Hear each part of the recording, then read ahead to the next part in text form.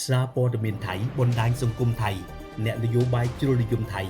និងកងទ័ពថៃបង្ហាញការក្តៅក្រហាយខ្លាំងចំពោះការបង្ហោះសារគាំទ្រពលរដ្ឋខ្មែររបស់លោកស្រី Angelina Jolie ចំខួប1ឆ្នាំនៃការឈ្លានពានរបស់ថៃមកលើបូរណភាពទឹកដីកម្ពុជានិងបានចូលប្រកាន់លោកស្រី Angelina Jolie ថាធ្វើសង្គ្រាមព័ត៌មានឲ្យកម្ពុជាស្របពេលពិភពលោកកំពុងយកចិត្តទុកដាក់អំពីផលប៉ះពាល់នៃជម្លោះលោកស្រី Angelina Jolie ដែលជាតារា Hollywood ដ៏ល្បីល្បាញនិងជាមនុស្សដែលមានទំនាក់ទំនងជិតស្និទ្ធជាមួយប្រទេសកម្ពុជាបានបង្ហោះសារបង្ហាញក្តីអាណិតអាសូរនិងគាំទ្រប្រជាពលរដ្ឋខ្មែរដែលរងផលប៉ះពាល់ពីជម្លោះការបង្ហាញរបស់លោកស្រីបានធ្វើឡើងនៅក្នុងគណនី Instagram ផ្ទាល់ខ្លួននិងចំថ្ងៃខួប1ឆ្នាំនៃការឈ្លានពានដោយយោធាទ្រង់ទ្រាយធំរបស់ថៃមកលើបូរណភាពទឹកដីកម្ពុជាចាប់ពីថ្ងៃ24ដល់28កក្កដាឆ្នាំ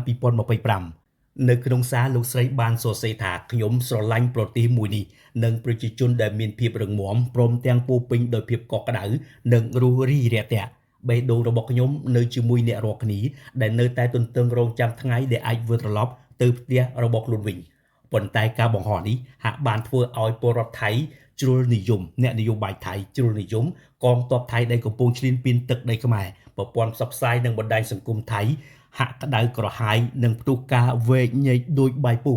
និងចោទកម្ពុជាថាជួលតារា Hollywood ដើម្បីធ្វើសង្គ្រាមព័ត៌មានឲ្យពួកគេកើតក្តីក្តៅក្រហាយខ្លាំងភ្លាមមិនបង្អង់យូរឧត្តមសេនីយ៍ប្រផាសសុនចៃឌីប្រធានមជ្ឈមណ្ឌលព័ត៌មានថៃកម្ពុជា JIC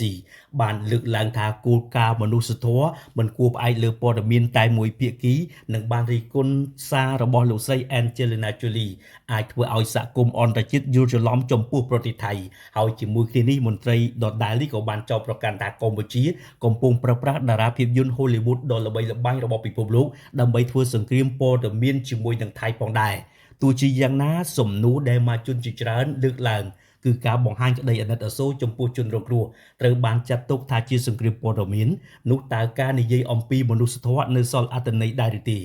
ជាការពិតលោកស្រី Angelina Jolie មិនបានអំពាវនាវឲ្យមានអំពើហិង្សាឬជំរុញឲ្យការស្អប់ខ្ពើមជាតិសាសន៍ថៃឡើយផ្ទុយទៅវិញសាររបស់លោកស្រីគ្រាន់តែបង្ហាញការគាំទ្រចំពោះប្រជាពលរដ្ឋដែលកំពុងរងទុក្ខវេទនានិងសង្ឃឹមថាពួកគេអាចនឹងវិលត្រឡប់ទៅកាន់ផ្ទះសម្បែងរបស់ខ្លួនដោយសុវត្ថិភាពនៅថ្ងៃណាមួយ